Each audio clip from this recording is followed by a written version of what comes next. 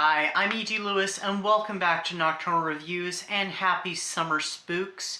By the time this video goes up, it will have been, the midway point of week 1, so I'm not entirely sure where I'll be at, but I will definitely have an update for you when week 2 starts. So I will definitely have a out of the blue Sunday video, which I am doing during both weeks of this event. So if you have not joined in and you'd like to, you can join in week 2. If you want, you can jump in the middle of week 1. Hey, you can do whatever you want. It's very open-ended, very open for interpretation.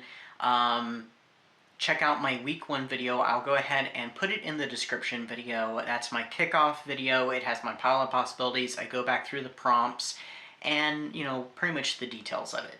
So today I'm doing a tag video that I do every year. I did not do the quarter year video this year. I decided to skip it, but I was definitely going to do this one, and this is the Mid-Year Book Freakout Tag. Sometimes I mix up the wording there. I honestly do not remember who started this. I don't think anybody does, and if anybody does, please let me know. I'd love to get them credit in the description. But there are 13 prompts. I don't remember if there's a tag. Well, I don't think there is a tag. So I'm going to be tagging anybody and everybody who's seeing this video. I'm tagging you right now, right up front, and I'll reiterate that at the end of the video unless I forget. So here we go. Prompt number 1 is best book you've read so far this year. Okay, so let's go into my Goodreads, because that's such a heavy-handed question.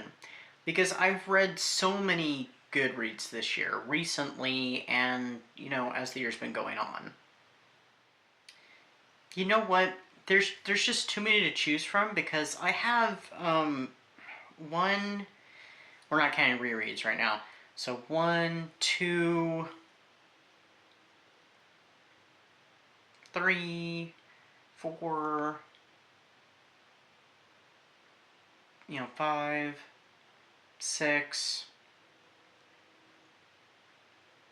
7. There's like 7 that I could choose from, and I don't have an actual answer, so I'm not going to be unfair.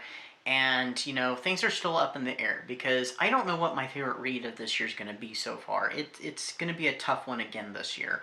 So I'm going to have to say I don't actually have an answer, because there's just too many good ones so far to choose from. I feel like not as good as last year, but still pretty close. But we've still got 6 more months to go. So number 2 is best sequel you've read so far. I think I've only read 1 sequel. Let me scroll through here one more time. Well, I mean, there's that, but that's a re-listen. That is kind of a sequel, but a lot of them are standalone. Okay, yeah, so I'm going to go ahead and put this one up. So this is Red Finale by R. St. Clair. It's one I have yet to review. I'll hopefully be reviewing it very soon. And so this is the 3rd in her Moondance trilogy. It's a YA werewolf, kind of gothic. The first one for sure. I'll say the second one is not as much. There's still a little bit, and the third one is back to that very gothic. So it's still kind of a gothic trilogy. And I will be reviewing that hopefully in the near future, but I haven't really read that many actual sequels. But, I mean, it was pretty dang good, and to be honest, it's on that list of 7 potential best reads so far. 3, new release you haven't read yet but want to. I honestly have not been keeping up with new releases so much this year, so I really don't know. I'm going to have to pass on this one, with this one as well. I do have an answer for the next one, though. So, yeah, I'm unfortunately going to have to pass. All right, number 4 is most anticipated release for the second half of the year. Now, I don't know if I'm going to get to reading this one, but it is the sequel to this, which I just finished reading and reviewing recently, and that's Cemetery Boys. So, Cemetery Boys Spiritu, I think it's pronounced. I could be wrong, and I'm so sorry if I am. I am very much anticipating that book. I am looking forward to seeing what happens next for the characters without spoiling anything if you've not read the first one and you are curious. So go and read Cemetery Boys. Excellent read. It was my Pride Month read for this year, and I loved it. Number 5 is Biggest Disappointment. I haven't had too many disappointments. Well, I guess there are a couple. Oh, yeah, okay. So, the one I'm going with is Scooby-Doo and the Frankenstein Monster by James Gelsey. I read this one during Old School April. I was really hoping for it to be more like a classic Scooby-Doo episode, and it had those feels, but it kind of went it went more toward the newer, and also it seemed like it was going to be kind of that typical classic Scooby-Doo, Where Are You? But with that weird addition of updated technology thrown in. But like I said, it just kind of veered more into newer Scooby-Doo, which I'm not a huge fan of. There are some new Scooby-Doo I do really enjoy, but I prefer more the old school style.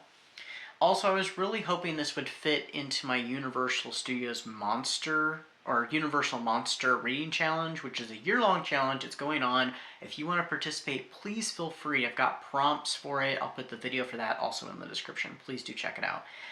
I thought it would fit for my Frankenstein prompt. I don't feel like it fits it enough. So it just was not what I was hoping for, not what I was wanting.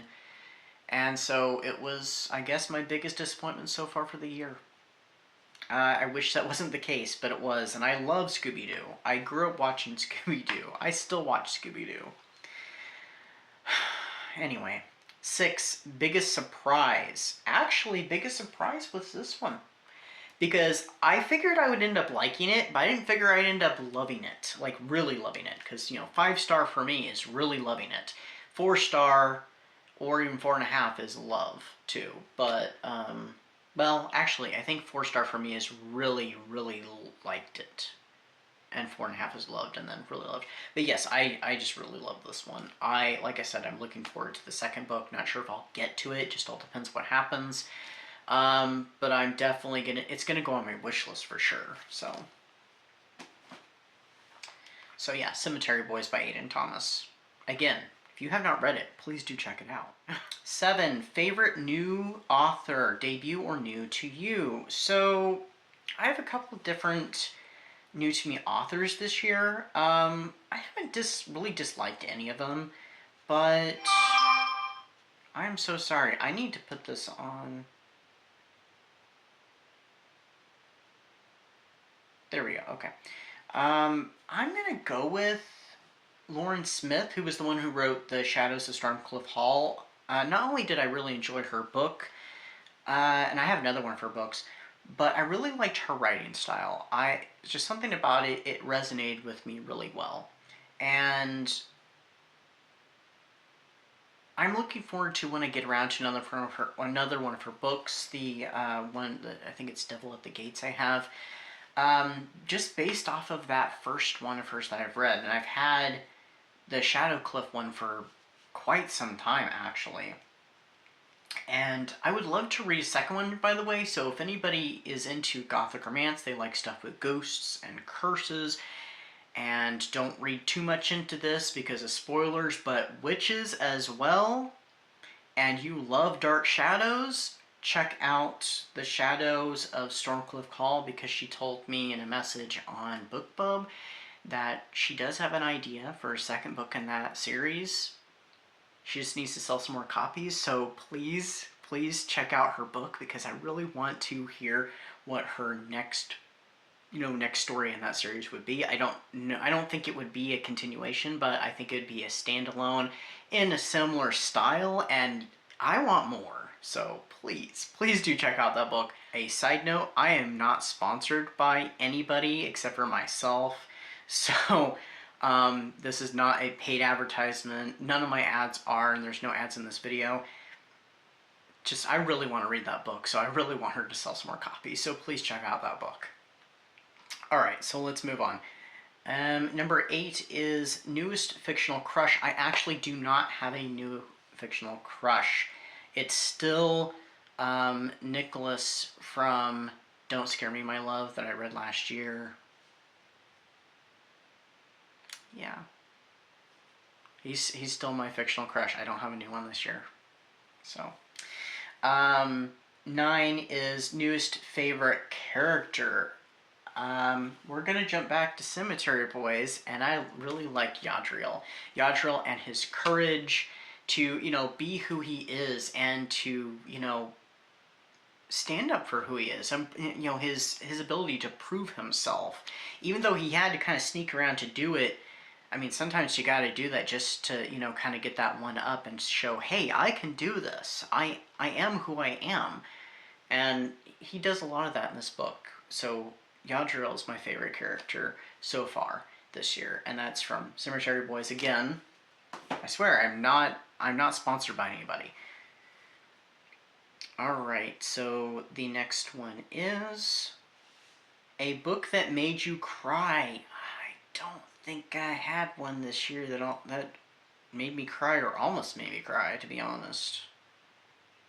Well, if there was, it would have to be Red Finale that I said earlier by R. St. Clair, because of how everything ties together and gets resolved in that book. So if one did, I can't honestly remember. I have a bad habit of not remembering a lot of times when it happens. Some books, yes. Some books, no. If any of them did, it had to be that one. 11 is book that made you happy. There is probably more than one of these books that made me happy, so where am I going with this? I don't want to say one I've already said necessarily. Okay, we're going to go with this one. I have not said this one yet, and that is Ghost, retelling of The Phantom of the Opera by Lydia Rackham. Sorry. Lydia Rackham. This one was a really good retelling of Phantom of the Opera. It was very heartfelt, and the Phantom, though he does still do some questionable things, he's much more sympathetic. You can't help but like him. And Christine, she's everything we remember about the character Christine. I think she's very much our ideal Christine Daae from Phantom of the Opera. So, I mean, I was very, very surprised by that book, and I loved it, 12 is most beautiful book you have acquired this year. I think I know. So after a little finagling, I got it, and that is this book right here, which is Holly. It is the 4th book in the Belladonna series. It's a standalone novella, though, I mean, this doesn't really look like a novella. It looks like a full-fledged novel. And so this is actually an exclusive edition from Barnes & Noble. I wanted this book ever since it came out. So I got it back in March. And so, of course, here's the dust jacket I just slipped off. We're not going to worry about putting it back on. And also, here's the back. So, give you a little 360. Alright, so here's the actual cover. And here is the inside end pages from the front, and also the back. The illustrations in the book, like here's some of the framing of it, and it does have actual illustrated pages as well, with full page illustrations, like here, which matches the end papers. So yes, this is a gorgeous edition. This might be the most gorgeous edition that I have of the entire series. And I have the first 2 books in paperback, which I've read. I have the third and fourth books in hardback. So I'll fix that later. Also, it's interesting that we have 2 different colors for Holly. Okay, So, number 13 is, what books do you need to read before the end of the year? Okay, so there's not really any books I have to read by the end of the year. Well, there is a reading group thing I'm involved with, and I need to get that done, hopefully by the deadline I gave myself, but sometimes things get in the way and they don't always work out. I do have that to do. I can't talk about that though. At least not at this time, so maybe sometime in the future. But other than that, I don't think there's any for sure books. I mean, I'd like to get to the third one in the Belladonna series, and also get to the fourth one, so we'll see what happens with that. I do have a couple books for my Universal Studios, or Universal Monsters, I always throw in studios. Universal Monsters Reading Challenge, which I think I only have, 2 books left? Because that one's going to actually fit 2 prompts. And then, of course, the books I'm doing for Summer Spooks, but that's a pile of possibilities. As long as I kind of fit the prompts I'm hoping to, and if I don't, that's fine, because you don't have to finish the prompts, and you don't even have to use the prompts. So other than that, there's not really any books I have to get read. There's ones I'd like to read. So anyway, that's what I've got for you today, and if you're seeing this video and you want to do this tag your it. And I hope everybody is enjoying the start of summer, enjoying Summer Spooks if you're taking part, and it's not too late. It's not too late. And yeah, we're getting ready to head into July, so until next time, stay safe, stay spooky, and I'll see you then.